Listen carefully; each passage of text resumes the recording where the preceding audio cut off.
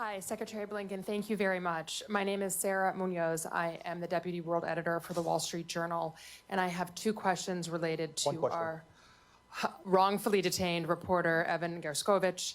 Can the State Department confirm that they have requested formal consular access for Evan, and is it likely to be granted? And how will the recent events in Russia affect efforts of the U.S. to free those Americans wrongfully detained in Russia? Yeah, thank you. From my perspective, I have no greater responsibility than to look out for the safety and well-being of Americans around the world, and notably Americans who are being arbitrarily detained, unjustly detained in some fashion.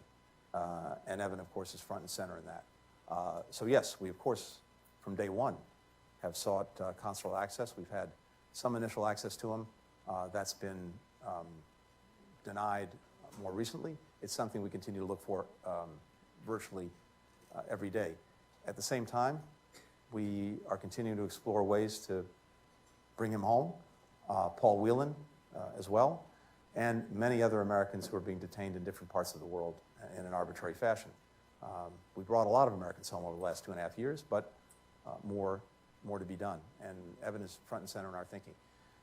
In each of these instances, it's not surprising that there's usually an incredibly challenged relationship with the country in question, and maybe even one that's directly antagonistic.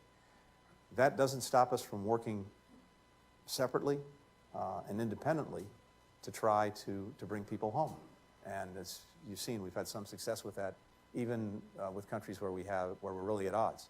So I can tell you this, we will continue to do that. We'll continue to work to bring Evan home. We're not going to stop until we get him home.